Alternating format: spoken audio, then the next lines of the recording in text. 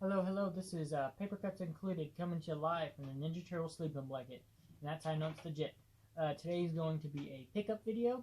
This is a video where I will show off what I bought recently from some comic book stores, game exchanges, etc. But before that, if this is your first ever Paper Cuts Included video, we are a comic book YouTube channel dedicated to talking about what we love. And what we love is comic books. We talk about comic books, comic book art, art in general, artists, all things related to comic books. And we look at comic books under a technical aspect. What I mean by that is we'll break down a book like this, talk about the artist, talk about what he's doing. Is he doing it right? Is he doing it poorly? What as the host, which all three of us, it's ran by me and my co-host, we're all three working artists. What would we have done? What are our experience with this book? What have we learned from it? What are the takeaways from that artist history? Just, all manners of artwork. This is a learning kind of style video where we're breaking down the book and trying to get those key points to it. Like I said, it's run by me and my two co-hosts. We're all working artists, and to prove I'm an artist, I'll show off some of my art real quick. I've been rewatching the Mad Max movie, so I'm working on a humongous print. Hopefully I get this done by the end of the month, because I'm pretty bad about starting a print and not getting too far into it before kind of doing a hiatus on it for a couple months. So hopefully this will be a June print. We are so close to our summer goal of 40 subscribers. We are at 37 right now, so we're only 3 away. Once we hit that 40 subscriber goal, we're going to be doing a giant video, probably mess around with some live streams with me and some of my other co-hosts. I'm going to be raffling off some art pieces, so stay in tune for that upcoming. Hopefully we get it by the end of maybe next week. That's probably real crazy to me say. And if you hear like a scratching sound, that is my pet tortoise who is digging right now. And I don't really control what he does, so he's just probably going to dig away throughout the video. So that's what that sound is, if you hear it. And I bet you will, because it's pretty loud. Come on, buddy. Simmer down. But no, let's get into the books we bought. Me and one of my co-hosts went to a couple antique stores and walked away with some interesting stuff. So the first thing I got was this American flag issue. I thought it was for the original series. My co-host was like, hey, do you need a number 4? And I do, but this is for one of the, I guess, spin-offs, offshoots, however you want to call it, of American flag. So I'm glad I have it, but I was a little bummed that it wasn't number 4 of the first run. Now, does Chaykin do the art in this? I'm sure he does, but let's check. And Howard Chaykin's a solid artist. I don't think we've covered him yet, but he's an interesting guy. Not too crazy, but not too... he's solid, I guess, is how I would sum him up. Did it say if he does it or not? First comments. It's not say right there. I'll get back to you on that though. But it's a solid artist. I'm sure the story is very solid too. So we'll have to check it out at some point. It sounds like this book's up my alley though. Almost cyberpunky in a way, Blade Runner, and I just like stuff like that. So we'll definitely have to check it out at some point. Which that'll probably be me and a co-host, Dylan episode, is looking at American flag. I love Lone Wolf and Cub. Oh, I didn't know Bill Sienkiewicz did that cover. I think I have that cover. That's cool. I didn't know Miller did a lot of the covers till I watched the Miller documentary a while ago. Because Lone Wolf and Cubs were some of the first books I bought in my comic book hunting days. I got them at a comic book store in Branson, of Missouri, of all places. Had like the first 10 issues. But no, there's American Flag. Like I said, we'll get to this at one point, but it can wait. It's not a book I'm burning to talk about, but I'm sure it'll be an interesting read at one point.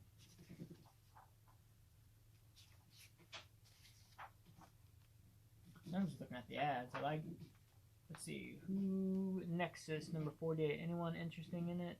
Oh, is the Badger in Nexus 48? That's cool. Okay, what else we got? What's in the next book I got? The next book being a you know, we love to collect them. A Barry Windsor Smith book, that being Conan versus Rune. I guess I don't know the full story of Rune. I imagine he's an original character of Barry Windsor Smith. He is under the Malibu line, which Marvel would eventually buy, I believe.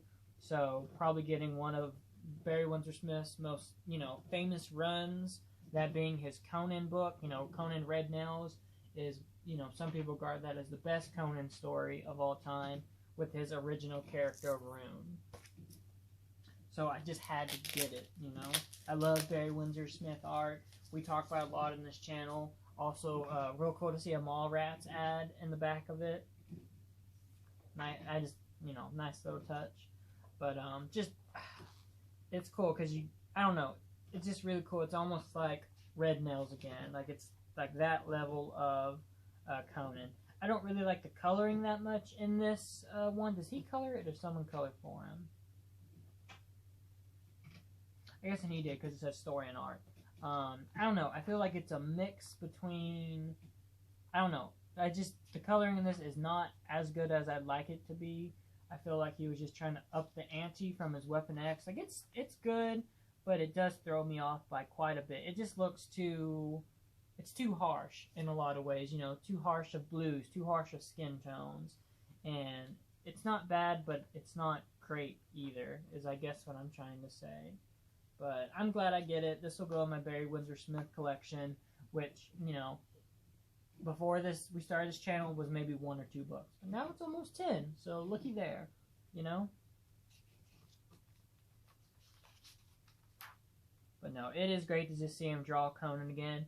Probably at the best level of Conan. That's one of the coolest things about his Conan run, is you can see him grow as an artist from the beginning of that line to the end of it. And it shows. So if you like seeing that, look at his you know, Conan run.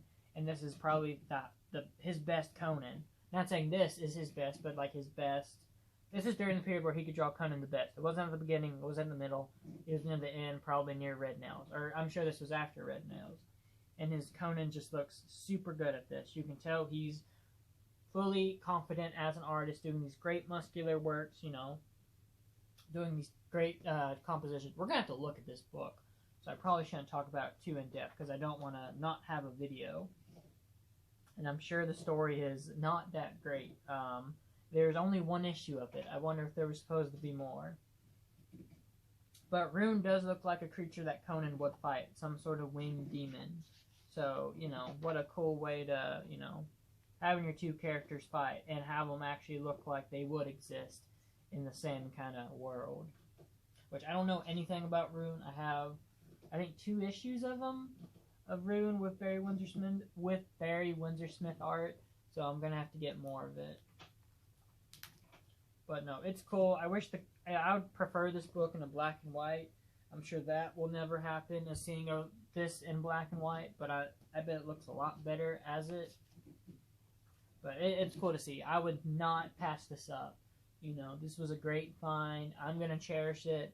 And it'll, like I said, it'll go in my Barry Windsor Smith haul. My little Barry Windsor Smith collection.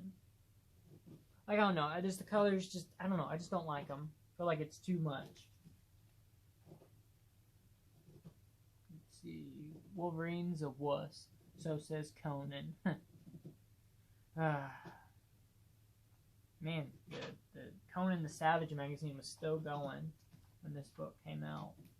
That's crazy to think.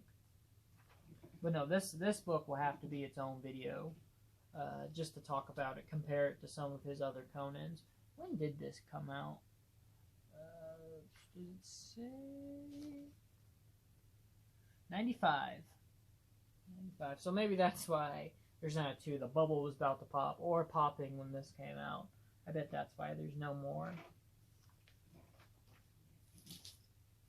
Let's see what else I got. I'm very glad I found this. It is the first artist behind Howard the Duck, I believe, which is Bruner, who was let go from the Howard series because he couldn't keep up with the deadlines, because he loved getting messed up. And so, just great to see, let's just call it Howard as a pirate. You know, see some of that artwork in the Star Reach classics. I'm sure this is a funny animal book, but let's take a look at her. Oh, I didn't know it was colored. I thought it was gonna be in black and white. See, that's Howard right there. You can't tell me that's not Howard. So it's just great to have an unofficial Howard the Duck book, you know. So I couldn't not buy it. It was also a great $2 find. So it's always great just finding books like this, you know. It'll go in my Howard little spot. It won't go without Howard. So Howard the Duck's one of my favorite, if not my favorite Marvel character. I can't really think of anyone else who would top it. I just love him a lot. He's a funny, goofy guy, great stories, great artwork. You know, if you know the history, it's a great story of creator rights. You know, Destroy Your Duck is what it eventually become, and it's just a good comic book history moment. And you know, we'll have to look at this book too, because is it all, or does it? I guess it's not all that Howard book. Well, it's great. It's great seeing the original Howard the Duck artist do a story after he was probably let go from the book, and to see him get away with it, you know, because that's just straight Howard. You can't not tell me that's not Howard the Duck. It just looks great, though. I just love these funny animal books too. When they're not pun books, they're like Howard, where that's, you know, it's a funny animal in a serious world, and that's just kind of like this Dalgota. That's kind of the funny animal books I gravitate towards. I wouldn't say, you know, not furry books. You know, I don't have anything against furry books, but you know, I'm not going out of my way to collect them. But I do like these, I guess, taken seriously funny animal books where it's just Howard in a human world, trapped in a world he didn't create. You know? But no, I like it a whole lot, like I said. I'm glad I found it. Oh, let's get past that page. Oh, yeah, maybe we stop looking at. Yep, we're gonna... That's some cool art. Who did that? Lee Mars. That's cool. Some cool artwork, almost like some Mobius vibes in a way with that coloring. But it's not. It's cool though. Nice find. Nice find for me to find this. Oh, I thought those were the others. I guess there's a couple of them. What else we got? In this probably short pickup video. See, we got a issue of 1963. I now have the full 6-issue run of it, which it's funny, my co-host found every issue of it in some bins, and he just gave them to me. He didn't buy them, I had to buy them, but it's funny that he found all of them. So I have all of them now. We can do a series review of them. Yes, I paid $4 for it. I know that's probably 3 more than I should have, but I can say I have the full 1963 run. Can you? But 1963 is a really interesting book. It is a made in the 90s, but the creators, Alan Moore and Veitch and Bissett, draw these books like they're from 1963. So probably the books that those guys grew up with. And it, you know, just really cool. I love that kind of gimmick. They take the goofiness to the max. Let's see, Alan Moore, Rick Veitch, inks by John Totleben. Whew. It's cool to have some Totleben artwork. I don't really have a whole lot of his, so it's just cool to get it. And it just looks like a 1963 book. Isn't that hilarious? You know, it's called 1963. But no, I'm glad I have all 6 issues of it now. We can start to do looks at it. I'm sure, you know, since there's only 6 issues, we could do a whole issue series review for one video. Which maybe that'll be a bigger video since it is 6 issues. You know, it's not 1 or 2. But I like the series a lot. It's a great way to get more books. It's a great way to get Veitch works. It's a great way to get Totleben works, which, you know, I don't have that many. So any way I can bump it, I'd love to get it. With some cool, funny ads, fake ads in them. You know, test your patriotism, contest prize, you know, $495,000 scholarship. You know. It's just a great little book series to get into. And it's the series that made Moore hate Veitch and Bissett for some random reason. They don't really know why or how he snapped at them for it, but it is. So, you know, read the book that made Moore hate even more people. Let's see, what's this ad? Tasty seahorse is $1. Delicious monkey, $20. Why do you read slowly? You know, it even has a King Hell ad in it. You know, oh, it even has the Spider Baby. King Hell being Veach's publication line, and Spider Baby being the one that Bissett had, that he did Tyrant under.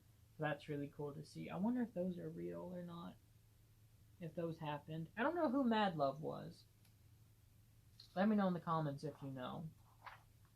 But just a really solid looking book. You know, it does look like it came straight out of 1963 with, you know, the creator's goofiness, the comedy. So it's a good book to pick up if you like, you know, if you want to read goofy 1963 era comics, get 1963. You know, it's a great series.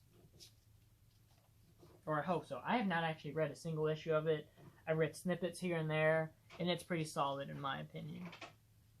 The parts I've read, it's humorful, it's funny, it's, you know, get that funny art or storytelling with some great artists doing it. Veach, Bissett, Toddleben, just, you know, great to get that kind of artwork from them. And each issue is self-contained, you know. Like this one is about Horace. There's one that's kind of Fantastic Four themed. I'm really drawing a blank on the other 4 now, but it's just a great, you know, I wonder if Ed Piskor maybe looked at these for Red Room in a way. Probably not. That's probably a big stretch. But, hey, who knows? So it's a cool book. I'm glad I have all of them now. I'm really glad I have all of them. Like I said, we'll be doing a video on them in the future. Man, this pickup video is probably the most yeah, we'll do videos on them. Because we got that Conan v. Rune, and now we have all of 1963. And the next and last book I got is a book I had really been looking for. Now I just need one more in this series to have all of them. That being one of my favorite recent reads, Frank Miller and Dave Gibbons' masterpiece, Give Me Liberty. The first series with Martha Washington. I love the character of Martha Washington. I love this volume. It's really great. I'm halfway through Martha Washington Goes to War, but this series is amazing. If you want a great way for female and minority empowerment, read Give Me Liberty. It follows the story of Martha Washington, a young black female in this dystopian future set in, I think, 2012, maybe 2009 to 2012. It has amazing artworks done by Dave Gibbons with an amazing story done by Frank Miller. It's just a great mashup. And, you know, if you're looking for books that are kind of, you know, look like they're happening right now, here's one of them, you know. Just great artwork. You know, if you like Watchmen, you'll like this book. If you like Cyberpunk, you'll like this book. It's just a good book in my opinion. You know? Oh, I thought this happened in issue 2. I thought this is how the book ends. And I forgot this happens in issue 3. You know, if you're watching these concurrently, you know, for Miller Fridays, we've been doing Ronin. After we finish Ronin, we're going to be doing a Sin City one-shot, and then we're going to get back on to Give Me Liberties. You know, one of our first, I guess not our first, but our early video we did was of the first one. I might redo it. There's a lot more I could talk about, but who knows. But once we finish the Ronins, we'll get to the Give Me Liberties. Man, apologies if you've been hearing my tortoises digging the whole time. You know, and it's just great artwork. It's great artwork, a great story. It's a very fun story. If you like Cyberpunk, you're really going to like this book. I like it a whole lot.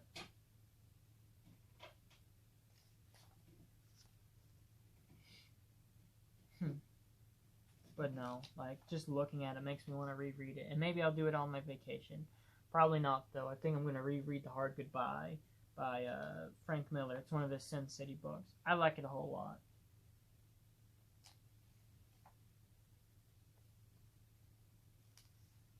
But no, this is one of my favorite, like I said, one of my favorite recent reads, and probably one of just my favorite Frank Miller books. Like, it's no Sin City, it's no Ronin, but it's up there.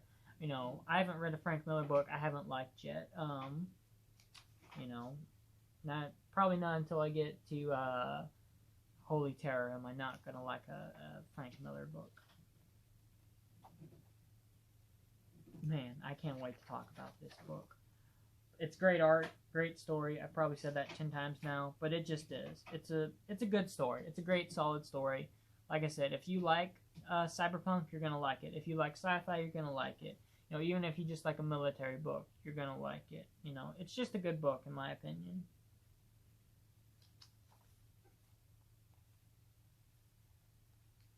You know, just solid art by Dave Gibbons. But yeah, I guess I'm running out of things to talk about with it.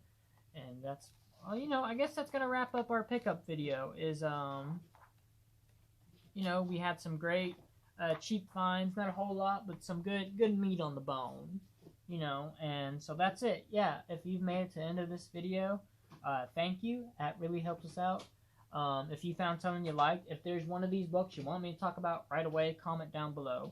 Liking, commenting, and subscribing especially helps us out a lot. It gets the algorithm going. It gets these videos to more and more people who like this kind of like it more. Man, I just had a total brain fart.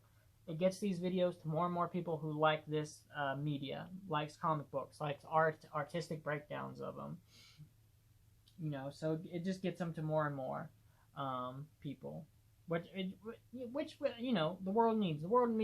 The world needs more people talk about comic books. Whew, man, my words are not wording right now, I guess. But no, thanks for everyone who's made it to the end. Helps us out. Like I said, we're only 3 subscribers away from reaching our summer goal of 40. That's awesome. I bet we can get it in a couple more weeks, and we're going to be doing a huge thing for it. So like I said, if there's something you want me to talk about soon, comment down below. I respond to every comment we get on this channel. It's fun talking to you guys. So I guess that's going to wrap it up for this shorter pickup video. So I guess I'm out of here. I'm going to send you on some marching orders, and I'm out of here. Make more art.